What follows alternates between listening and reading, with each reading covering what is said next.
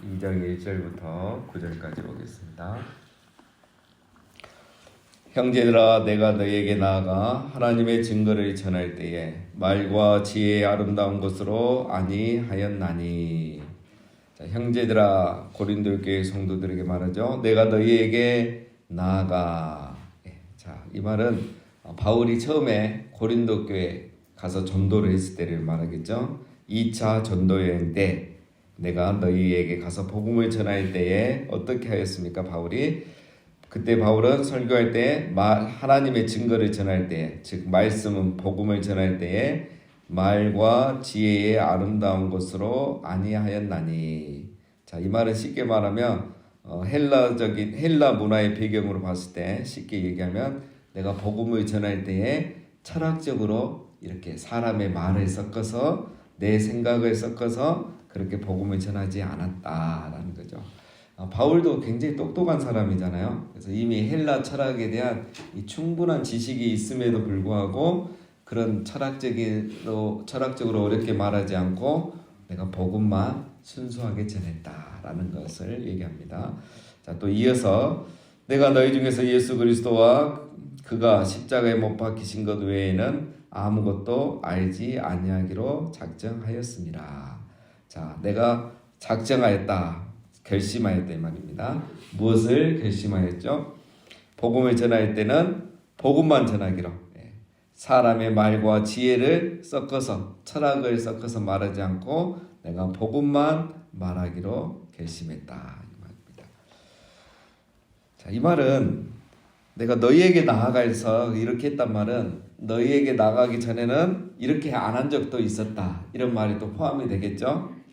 자, 바울이 그런 적이 있었습니다. 어디에서 그랬냐면 아덴에서 그랬어요. 아덴이라는 이 비슷한 지역이 있는데 이 아덴에 가서 이제 바울이 전도할 때는 이제 좀 사람의 말과 지혜를 섞어서 복음을 전했어요. 왜냐하면 이 아덴이라는 곳은 이 헬라 철학의 또 중심지예요. 그래서 이 아덴은 그 철학과 학문의 도시인데 이 도시에 가면 이제 뭐 성지순례 가보신 분들 알겠지만 저도 못 가봤지만 아레오파고라는 곳이 있어요. 이곳이 이제 뭐냐면 그 당시에 토론 문화가 이제 있는데 이 아레오파고에서는 이제 토론을 하는 거예요. 그 바위에 올라가서 자기가 아는 철학, 논리 모든 주장을 이렇게 마음껏 연설할 수 있는 그런 아레오파고라는 그 광장이 있어요. 자, 여기에서 바울이 한번 가서 전도를 한 적이 있는데 바울이 거기에서 전도할 때는 이 도시 사람들이 워낙 똑똑하고 아는 것도 많고 철학적으로도 유명하니까 여러분 그 당시가 이제 언제냐면 이제 우리가 지금 이 편지 쓰는 게 주후 54년에서 55년이거든요. 그러면 이 시대는 그 이제 철학이 가장 인류의 역사상 철학이 가장 왕성할 때예요. 주전 이제 한 400년 전, 그러니까 우리 말라기 선지자 전후로 해서부터 우리가 아는 철학자들은 다 이때 태어났어요. 뭐 플라톤이든지 또 소크라테스든지 이 철학이 주전 400년 시대에 시작이 돼서 헬라 시대잖아. 그때부터 이제 로마 시대가 시작되기 전까지 이 400년 동안 철학이 이 세계를 지배했던 거예요. 말씀이 없을 때 철학이 세계를 지배했어요. 그 철학의 중심지가 이 아덴, 그리스 철학이잖아요. 다 그리스 철학이잖아요. 그 철학의 중심지가 이 아덴이에요. 그러니까 이 아덴 사람들은 너무 똑똑하고 할 말도 많고 자기 주장이 확실한 사람이에요. 그래서 이 아덴에 와서 복음을 전할 때 바울이 굉장히 이제 철학적으로 이 세상의 지혜를 다 동원해서 막 복음을 전했죠. 그들을 설득하려고. 그렇게 해서 열심히 복음을 전했는데 열매가 없었어요. 바울이 가는 곳마다 성령이 역사하고 믿는 자들이 많았는데 이 아덴에서는 그게 없었어요. 그래서 바울이 그때 이제 깨달은 거죠. 이제 뒤에 또 나옵니다. 그래서 그때부터는 내가 사람의 말과 지혜, 뭐 철학을 동원해서 하지 않고 이 복음만 성령을 의지해서 전하겠다. 그런 마음을 가졌는데 그때 고린도 교회에 와서 이렇게 했다. 이런 배경을 다 가지고 하는 말입니다. 자, 3절 뿐만 아니라 3절에 내가 너희 가운데 거할 때 약하고 두려워하고 심히 떨었노라. 처음 가서 1절은 뭐죠? 내가 너희에게 나아갔을 때 처음 복음을 전하러 갔을 때도 그렇게 했지만 내가 너희 가운데 거할 때 바울이 고린도 교회에 1년 반 동안 있었죠. 1년 반 동안 가르치고 설교할 때도 어떻게 했느냐? 난 약하고 두려워하고 심히 떨었노라. 고린도 교회의 성도들에게 설교하고 가르칠 때마다 아덴에서처럼 실수하지 않도록, 자기가 교만하지 않도록, 성령의 능력이 가려지지 않도록 두려운 마음과 떨리는 마음으로 내가 너희를 가르쳤다. 이런 얘기를 하고 있습니다. 내 말과 내 전도함이 설득력 있는 지혜의 말로 하지 아니하고 다만 성령의 나타나심과 능력으로 하여. 자, 바울이 설교하고 전도할 때는 설득력이 있는 지혜의 말로 하지 않았다. 자기의 생각과 철학을 내려놓고 오직 성령의 나타나심과 능력으로만 내가 했다 이거예요. 그래서 내가 이 아덴에서의 실수를 반복하지 않기 위해서 내가 이렇게 정말 겸손하게 복음만, 말씀만 전했다 이거예요. 여러분 설교자의 유혹이 있어요. 설교자에게 있는 유혹 중에 하나가 뭐냐면 어렵게 막 어려운 단어를 쓰고 철학적으로 이렇게 설교하고 싶은 유혹이 있는 거예요. 우리 교수님들 교수님들 강의하시면 이제 어렵잖아요. 어려운 학문적인 단어들이 나오잖아요. 설교자도 이제 똑똑해 보이고 싶어서 그런 어려운 말을 하고 싶은 유혹이 있고, 또 어떤 분에게는 재밌게 막 웃기면서 하고 싶은 유혹이 있고, 또 예화를 막 많이 들어서 설명하고 싶은 그런 유혹들이 있는 거예요. 의사는 의학 용어를 많이 사용하고 싶고, 철학자는 철학 용어를 사용하고 싶은 것처럼, 자, 바울이 그랬다는 거예요. 아덴에서는 그렇게 해봤더니 실패한 거예요. 오히려 성령이 역사하지 않은 거예요. 그래서 내가 너희에게 있을 때는 지혜의 말로 하지 않고 그런 모든 유혹을 뿌리치고 두렵고 떨린 마음으로 내가 성령만 의지해서 복음을 전했다라는 거죠. 왜 바울이 이제 이렇게 합니까? 5절에 너희 믿음이 사람의 지혜에 있지 않냐고 다만 하나님의 능력에 있게 하려 하였노라. 예. 자,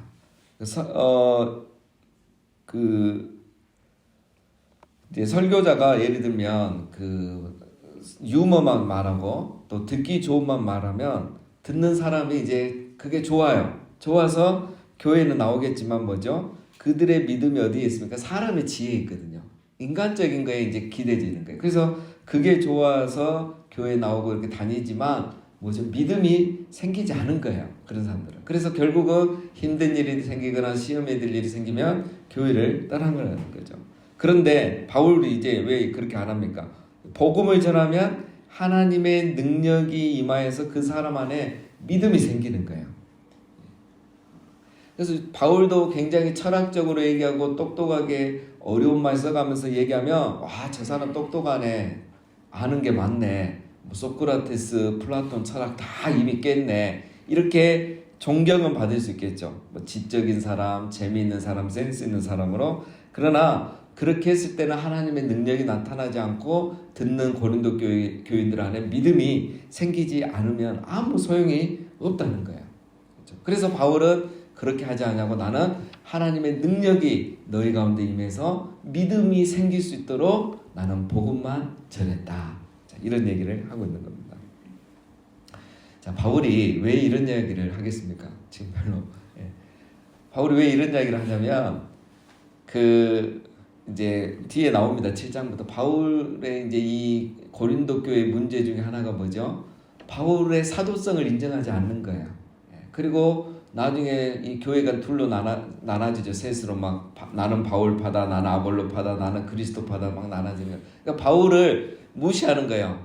저 배우지도 못하고 철학 이런 것도 모르는 것 같고 말도 어눌하고 말도 안 되는 이런 복음만 전하고 그러니까 바울을 굉장히 무시하고 바울이 전한 복음도 무시하는 거예요. 그래서 바울이 지금 하는 말이 이거예요.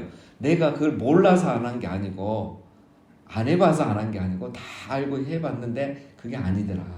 순수하게 말씀을 전해야 하나님의 능력이 나타나더라. 그거를 지금 고린도 교회 말하고 있는 거예요. 그래서 이런 얘기는 지금은 안 하고 이제 뒤에 7장 이후에 나오는데 지금 이렇게 말하고 있는 것이 다 그런 베이스를 깔고 하는 거예요. 야단치고 있는 거죠, 쉽게 말하면. 그런데 너희들은 뭘 얼마나 알고 대단하다고 이런 자꾸 철학적인 얘기를 가지고 와가지고 교회를 혼란시키는 이 소수의 사람들이 있다. 그 사람들을 향해서 지금 바울이 돌려서 책망하고 있는 것도 있는 겁니다. 그런 배경도 우리가 함께 생각하면서 읽으면 좀 덜 지루합니다. 6절 그러나 우리가 온전한 자들 중에서는 지혜를 말하노니 이는 이 세상의 지혜가 아니요 또 이 세상에서 없어질 통치자들의 지혜도 아니요. 자, 바울이 이제 한 단계 약간 높여 말하죠. 자, 그러나 온전한 자들은 이런 말은 여기서 이제 좀 성숙한 사람들, 이제 좀 성경을 알고 이런 복음도 잘 아는 자들에게는 내가 지혜를 말해 주겠다. 그런데 이 지혜는 세상에서 말하는 지혜도 아니고 통치자들이 가지고 있는 지혜도 아니다. 그러면서 이제 결국은 이제 구약을 얘기하는 겁니다. 7절 오직 은밀한 가운데 있는 하나님의 지혜를 말하는 것으로서 곧 감추어졌던 것인데 하나님이 우리의 영광을 위하여 만세전에 미리 정하신 것이라. 자, 이제 바울이 이제 더 온전한 자들에게 말을 하죠. 지혜에 대해서, 복음에 대해서. 자, 그 지혜, 복음은 뭡니까? 바울이 이제 말하려고 하는 게 오직 은밀한 가운데 있는. 자, 이 말하려고 하는 지혜, 복음은 하나님이 예수님 이전까지는 드러내지 않고 계셨어요. 그래서 구약의 성도들도 자세히 몰랐던 겁니다. 그리고 이건 하나님의 지혜고, 자, 하나님의 지혜란 말은 세상의 지혜도 아니고 세상에 있는 철학도 아니라는 거고, 자, 그 다음에 감추어졌던 것인데, 이 말은 구약에서는 드러나지 않은 지혜. 그러니까 구약의 성도들은 잘 몰랐다는 거예요. 이게 무슨 말이냐면, 우리는 이 복음이 선명하게 이해가 되고 알고 있지만, 구약의 성도들은 우리가 아는 정도의 복음을 몰랐어요. 나중에 메시아라는 사람이 우리를 구원하기 이 땅에 올 거다. 그 정도 알고 그 메시아가 우리나라를 다윗 시대처럼 이스라엘을 이렇게 번영하게 해줄 것이다. 그러기 위해서 이제 그 로마 시대 사는 사람들은 뭐라 하겠습니까? 로마로부터 해방이라고 생각했을 거고, 바벨론 시대에 사는 사람들은 바벨론으로부터 해방이라고 생각했죠. 그런 막연한 어떤 생각만 가지고 있었지 오늘 우리처럼 갖지는 못했어요. 왜 그랬어요? 하나님이 감추어뒀기 때문에. 자, 이 감추어둔 게 그러면 하나님이 갑자기 그런 아이디어를 내신 게 아니고 그 다음에 뭐라고 합니까? 만세전에 미리 정하신 것이라. 하나님이 이런 계획을 어느 날 갑자기 정한 게 아니고 만세전부터, 태초 전부터 다 계획해 놓으셨다는 거죠. 자, 누구를 위해서 무엇을 위해서 이렇게 했다는 거죠? 우리의 영광을 위해서. 자, 이제 어렵죠. 영광이란 말을 그냥 쉽게 생각하면 하나님의 형상을 위하여, 즉 아담이 잃어버린 하나님의 형상을 회복하기 위하여서 하나님이 이제 드러내셨다는 거예요. 자, 다시 정리하면 이 복음은 예수님 오시기 전까지는 감추어져 있어서 구약의 성도들도 잘 몰랐는데 이제는 예수님 오심으로 이게 드러난 겁니다. 자, 왜 드러내셨다고요? 우리 안에 하나님의 형상을 회복하기 위해서, 우리의 영광을 위하여. 즉 우리가 이제 예수님 믿고 하나님 앞에 예배자로 바로 살아가도록 하기 위해서 이 비밀이 드디어 드러났다. 이렇게 설명하죠. 자, 8절 이 지혜는 이 세대의 통치자들이 한 사람도 알지 못하였나니 만일 알았더라면 영광의 주를 십자가에 못 박지 아니하였으리라. 그렇죠. 이 지혜는 이 세상의 통치자들이 알 수가 없죠. 즉 헤롯 대왕이나 빌라도가 알지 못했죠. 알았다면 예수님을 십자가에 못 박아 죽이지는 않았을 것이다. 이런 거죠. 자, 그러면 여러분 이 세상의 통치자들 빌라도나 헤롯 대왕이나 다 똑똑한 사람들이잖아요. 일단 그 통치자들이니까. 그러면 왜 그 사람들은 이 복음을 모르고 이렇게 예수님을 십자가에 못 박아 죽였느냐 이거예요. 우리는 저들만큼 똑똑한 사람도 아니고 지혜자도 아닌데 이걸 깨닫고 믿었는데 왜 저 통치자들은 그러면 그걸 모르고 예수님을 죽였느냐? 9절이 나옵니다. 마지막에. 자, 기록된 바 하나님이 자기를 사랑하는 자들을 위하여 예비하신 모든 것은 눈으로 보지 못하고 귀로 듣지 못하고 사람의 마음으로 생각하지도 못하였다 함과 같으니라. 자, 이 말씀이 이사야 64장 4절 말씀입니다. 자, 이 복음은 하나님을 누구에게만 알려준 겁니까? 하나님이 자기를 사랑하는 자를 위하여 예비하신 거예요. 그러니까 통치자라고 지혜자라고, 다시 말해서 눈을 떴다고 이걸 보는 것도 아니고, 귀가 있다고 듣는 것도 아니고, 마음이 있다고 느끼고 깨닫는 것도 아니라는 거예요. 그러니까 통치자들이 아무리 똑똑하고 지혜가 있고 두 눈을 다 뜨고 있어도 깨달을 수 없는 겁니다. 왜? 그들은 하나님을 사랑하는 자들이 아니기 때문에 하나님이 그들에게는 이 복음의 비밀을 알려주지 않으신 거예요. 그리고 누구에게만 알려주셨다? 하나님을 사랑하는 자들에게만. 자, 그러면 이제 또 여기서 의문이 되죠. 그러면 우리가 하나님을 사랑하고 하나님을 먼저 믿어서 우리가 이렇게 구원받은 거냐? 그건 또 아니에요.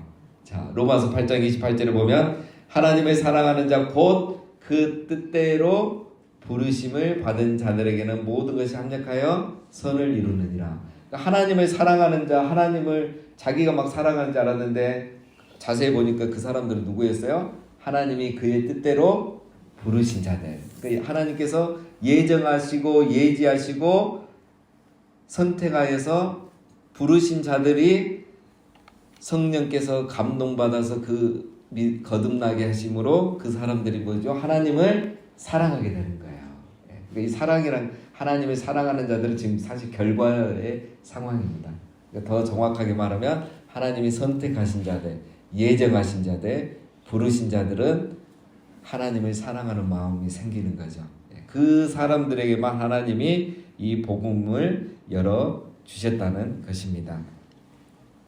그래서 여러분, 이 로마서 8장 28절은 모든 것이 합력하여 선을 이룬다, 이 말은 우리가 뭐 일을 좌충우돌 하면서 결국은 일이 잘 풀린다, 이런 말은 아니에요. 이건 구원론에서 주어진 말이에요.